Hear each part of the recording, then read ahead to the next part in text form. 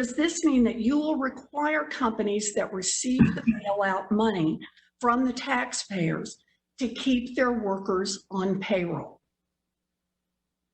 So let me just comment of, I have said publicly, and I'll say again, I think the job numbers will get worse before they get better.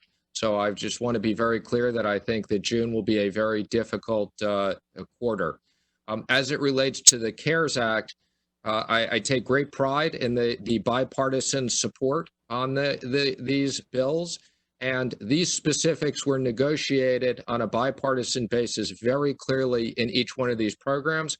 And it is our intent in the 13.3 facilities to fulfill both the spirit and the details of the law. So different facilities have different requirements. So I'm sorry, Secretary Mnuchin, that's not quite right. What the law specifically does is gives you the specific authority to determine the terms on which these loans are made and who's going to be able to get them for these mid-sized and giant corporations. And so I had a very simple question for you. You say the economy is going to recover. It's going to take jobs in order for that to happen. So what I want to know is, are you going to require companies that receive money from this $500 billion slush fund to have to keep people on payroll? It's a simple question, yes or no. Are you going to require that? First, let me say that our number one objective is keeping people employed. Good. So are you I want to be very clear on that. People who are getting taxpayer money? That's my question. Again, we negotiated very significant restrictions on employee compensation, on dividends, on buybacks.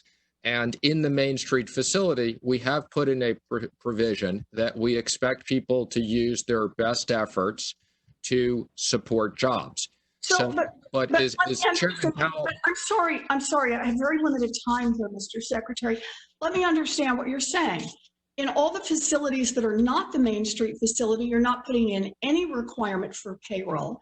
And the Main Street facility is something about commercial reasonable effort to be able to maintain jobs. In other words, if a corporation fires a bunch of people, then gets federal taxpayer money, you're fine with that. Or if they take a bunch of federal taxpayer money and then say, well, it didn't work out commercially for us, then they can fire people. So I take it your answer to my question that whether or not you're going to require as part of the terms of the loan that people be kept on payroll is no. Is that right, Secretary Mnuchin?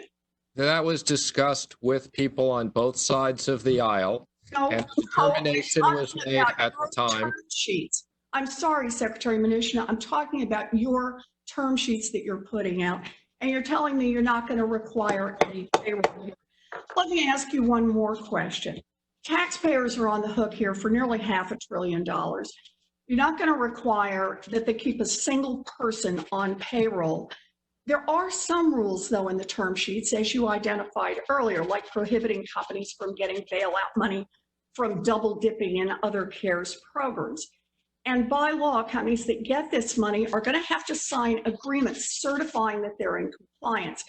So, Secretary Mnuchin, here's what I want to know. Will you create a certification process that ensures that executives are held personally liable and are subject to criminal penalties if they provide false information or misuse bailout funds? And if you could be brief, Mr. Secretary. Please. We will review that. And again, I would just comment on programs like the airline programs had very specific requirements to keep jobs, which was the intent of Congress. That's right. And the rest was left up to you. And what you're saying is that you won't do it.